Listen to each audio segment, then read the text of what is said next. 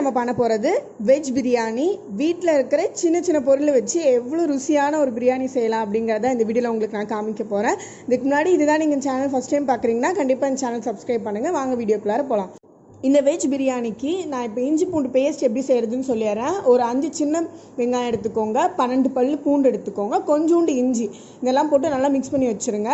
அதுக்கப்புறம் ஒரு குக்கரில் வந்து 1 ஸ்பூன் எண்ணெயும் 1 ஸ்பூன் நெய்யும் நான் ஆட் பண்ணியிருக்கிறேன். அது நல்லா சூடானதுக்கப்புறம் இந்த பிரியாணி இலை, பட்டை, லவங்கம், சோம்பு இதெல்லாம் இருக்கும், இதெல்லாம் கொஞ்சம் ஆட் பண்ணிக்கோங்க.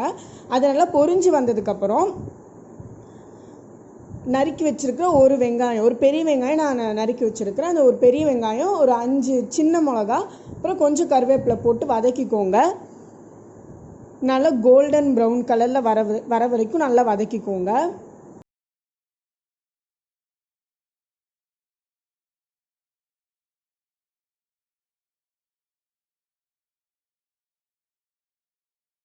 நெக்ஸ்ட்டு வந்து நம்ம அரைச்சி வச்சுருக்கிற அந்த பேஸ்ட்டு அதை தான் இதில் நம்ம ஆட் பண்ண போகிறோம். அதையும் ஆட் பண்ணி அதையும் நல்லா வதக்கிக்கோங்க. அதோட பச்சை வாசனையும் நல்லாவே போகணும். அப்போ தான் பிரியாணி நமக்கு டேஸ்ட் நல்லாயிருக்கும். ஸோ இது நல்லா சீக்கிரமாக வந்து வேகணுங்கிறதுக்காக நான் இப்போவே உப்பை ஆட் பண்ணிடுறேன். அதில் 1 ஸ்பூன் உப்பு எடுத்துருக்கிறேன், கல் உப்பு 1 ஸ்பூன் எடுத்துருக்கிறேன்.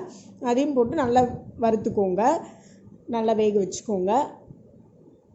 நல்லா பாருங்கள், நல்லா ஒரு கோல்டன் கலரில் வந்துடுச்சு. ஸோ இந்த டைமில் வந்து நான் 2 தக்காளி அதையும் போட்டு இதில் நல்லா வதக்கிக்கோங்க. தக்காளியோட ரா ஸ்மெல்லும் கண்டிப்பாக போகணும், அப்போ தான் நல்லாயிருக்கும் பிரியாணி. ஸோ இது ரா ஸ்மெல் போகிற அளவுக்கு நான் நல்லா வதக்கிக்கிறேன். அப்புறம் இது வந்து மீன் மேக்கர், சவுச்சோய் காய், இது எப்படி சொல்லுவாங்கன்னு தெரியல. ஸோ இது வந்து 1 கப் நான் எடுத்துக்கிறேன். உங்களுக்கு தேவையான அளவுக்கு நீங்கள் எடுத்துக்கோங்க. இது நிறைய பேருக்கு பிடிக்கும், நல்லா அதிகமாக எடுத்துக்கோங்க.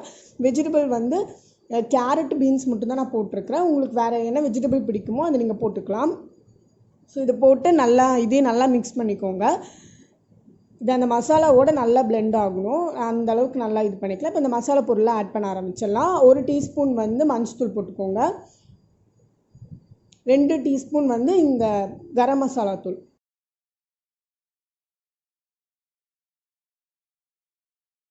அப்புறம் 1 டீஸ்பூன் மிளகாத்தூள்.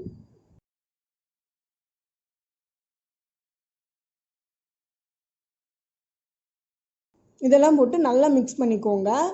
ஸோ இது எல்லாமே நல்லா மிக்ஸ் ஆனதுக்கப்புறம் நல்லா வேகணும். இதோட ரா ஸ்மெல்லும் ஃபுல்லாகவே போகணும், மசாலாவோட ரா ஸ்மெல் எல்லாமே போனால் தான் நல்லாயிருக்கும். ஸோ இதை நல்லா மிக்ஸ் பண்ணிக்கோங்க.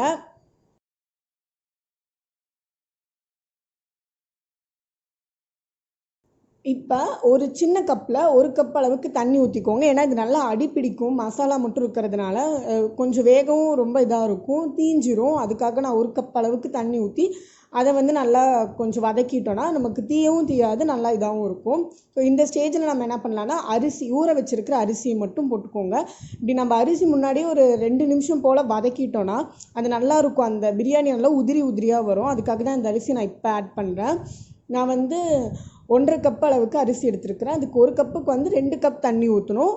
அந்த அரை கப்புக்கு வந்து 1 கப் தண்ணி. இந்த அளவில் நம்ம ஊற்றினோன்னா நல்லாயிருக்கும். உங்களுக்கு பிரியாணி நல்லா ட்ரையாக வரணுன்னா இன்னும் கொஞ்சம் தண்ணி நீங்கள் கம்மியாக ஊற்றிக்கலாம். கொஞ்சம் பேருக்கு நல்லா குழஞ்சி வந்தால் தான் பிடிக்கும், அதுக்கேற்ற மாதிரி நீங்கள் தண்ணி அளவு நீங்கள் ஊற்றிக்கோங்க. நான் மொத்தமாக 3 கப் அளவுக்கு தண்ணி ஊற்றிருக்கிறேன். பாருங்கள், நல்லா பிரியாணி எல்லாம் ஒரு அளவுக்கு வந்துருச்சு. நல்லா மிக்ஸ் ஆனதுக்கப்புறம் உடனே குக்கரை மூடி வச்சிடாதீங்க. இந்த தண்ணி எல்லாம் வந்து கொதிக்கிற ஸ்டேஜ் இருக்குல்ல, அந்த டைமில் வந்து நம்ம மூடி வச்சோன்னா நல்லாயிருக்கும்.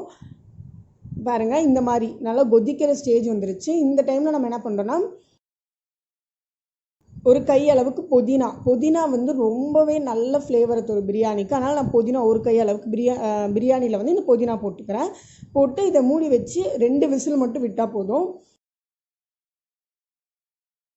பாருங்கள், நம்ம பிரியாணி எவ்வளோ அருமையாக ரெடி ஆகிடுச்சு. கலரும் செம்மையாக வந்திருக்குது, இதோட அவுட்புட் நல்லா இருக்குது, டேஸ்ட்டும் நல்லாவே இருந்துச்சு. இந்த பிரியாணி நீங்கள் கண்டிப்பாக வீட்டில் ட்ரை பண்ணி பாருங்கள். ட்ரை பண்ணிவிட்டு எப்படி இருக்குது அப்படிங்கிறத கமெண்ட் பாக்ஸில் கமெண்ட் பண்ணிடுங்க. ஸோ இந்த வீடியோ உங்களுக்கு பிடிச்சிருந்துச்சுன்னா லைக் பண்ணுங்கள், ஷேர் பண்ணுங்கள், சப்ஸ்கிரைப் பண்ணுங்கள். மறக்காமல் அந்த பெல் பட்டனை கிளிக் பண்ணுங்கள். இது வரைக்கும் எனக்கு சப்ஸ்கிரைப் பண்ண எல்லாருக்குமே ரொம்ப தேங்க்ஸ். நீங்கள் இன்னும் நிறையா சப்ஸ்கிரைப் கொடுத்தீங்கன்னா நிறைய வீடியோஸ் போடுவேன். இதுவரையும் பண்ண எல்லாருக்குமே ரொம்ப தேங்க்ஸ். என் ஃப்ரெண்ட்ஸாக இருக்கட்டும், இல்லை நியூ சப்ஸ்கிரைபர்ஸாக இருக்கட்டும், ரொம்பவே தேங்க்ஸ். உங்களுக்காக நான் இன்னும் நிறைய வீடியோஸ் போஸ்ட் பண்ணுவேன். தேங்க்யூ.